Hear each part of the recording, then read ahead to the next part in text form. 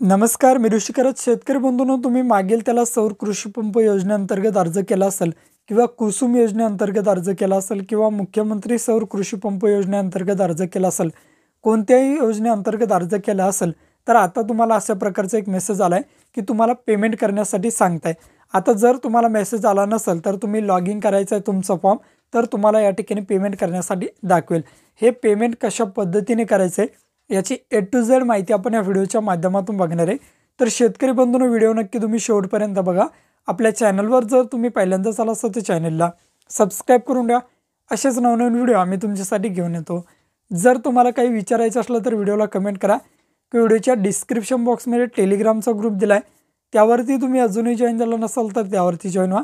त्यावरती डायरेक्टली तुम्ही आमच्याशी बोलू शकता किंवा तुमचे प्रश्न आम्हाला विचारू शकता. नक्कीच आमची टीम तुम्हाला त्वरित प्रतिसाद देईल. चला तर शेतकरी बंधूंनो, सौर कृषी पंप योजनेचे पेमेंट कशा पद्धतीने करायचे बघूयात. तर मित्रांनो, सर्वप्रथम या वेबसाईटवर यायचं. या वेबसाईटची लिंक व्हिडिओच्या डिस्क्रिप्शन बॉक्समध्ये देण्यात आली. फॉर्मचं पेमेंट करण्यासाठी लाभार्थी सुविधा यावरती क्लिक करायचं आणि 3 नंबरचा ऑप्शन आहे बघा, देयकाची रक्कम भरणा करा, यावरती तुम्हाला क्लिक करायचं. जसं तुम्ही यावरती क्लिक करसाल, आता अशा प्रकारे तुमच्यासमोर ॲप्लिकेशन स्टेटस म्हणून येईल, search by beneficiary I D. आता तुम्हाला जो फॉर्म दिला आहे तो फॉर्मवर तुमचा बेनिफिशरी आय डी असतो किंवा तुम्हाला मेसेजद्वारे आलेला असतो. तो बेनिफिशरी आय डी या ठिकाणी टाकायचा आणि तुम्हाला सर्च करायचं. व्यवस्थित टाकायचं आहे, तुमचा जो नंबर असेल तो टाका आणि सर्च करा. मी या ठिकाणी टाकून घेतो आणि सर्च केल्यानंतर बघा, या ठिकाणी शेतकऱ्याचं नाव, जिल्हा दाखवलं जाईल, आधार नंबर, मोबाईल नंबर व्यवस्थित बरोबर आहे का एकदा चेक करायचं आहे. चेक केल्यानंतर खाली एक कन्सल्ट दिलेला आहे, वाचून घ्यायचं. या ठिकाणी बघू शकता तुम्ही जे पेमेंट करताय ते स्वतःच्या जिम्मेदारीवर करताय. पेमेंट जर तुमचं या ठिकाणी अपात्र म्हणून घोषित केलं तर तुमचं पेमेंट केव्हा परत येईल हे सांगता येत नाही, पण तुमचे पैसे परत येतात एवढं मात्र कन्फर्म आहे. जर तुम्ही या ठिकाणी पात्र नसाल तर तुमचे पैसे परत केले जातील, अशा प्रकारे सांगण्यात येते. व्यवस्थित एकदा कन्सल्ट वाचून घ्यायचं आहे. पेमेंट करण्यापूर्वी सर्व इन्फॉर्मेशन तुम्हाला दिली. प्रोसीड फॉर पेमेंट यावरती तुम्हाला क्लिक करायचं.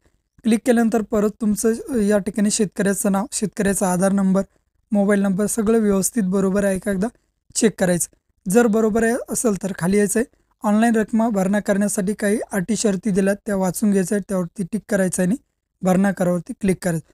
मग net banking, credit card, debit card, digital cash, UPI कशानेही तुम्ही पेमेंट करू शकता. तर मी या ठिकाणी आता UPI वरती सिलेक्ट करतो. UPI मग तुम्ही UPI QR किंवा UPIने करू शकता. UPI QR आणि SBI E-Pay म्हणून ऑप्शन आहे, त्यावरती क्लिक करून सबमिट करायचं. सबमिट केल्यानंतर या ठिकाणी QR ऑप्शन आहे, यावरती क्लिक करा. क्लिक केल्यानंतर हा QR कोड आला आहे. हा QR कोड तुम्हाला स्कॅन करायचा आहे. तुम्ही जसं QR कोड स्कॅन करसाल तशी तुम्हाला रक्कम दाखवली जाईल. रक्कम दाखवल्यानंतर हा QR कोड स्कॅन करून ते पैसे तुम्हाला पेमेंट करायचे. आता या ठिकाणी मी पेमेंट करून घेतो. पेमेंट केल्यानंतर अशा प्रकारे तुमची एक प्रिंट येते बघा.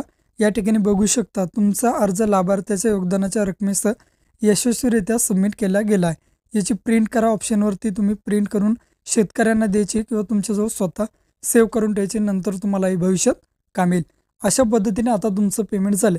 आता तुमच्या फॉर्मचा स्टेटस पाहण्यासाठी अर्जाची स्थिती यावरती तुम्हाला क्लिक करायचं आहे.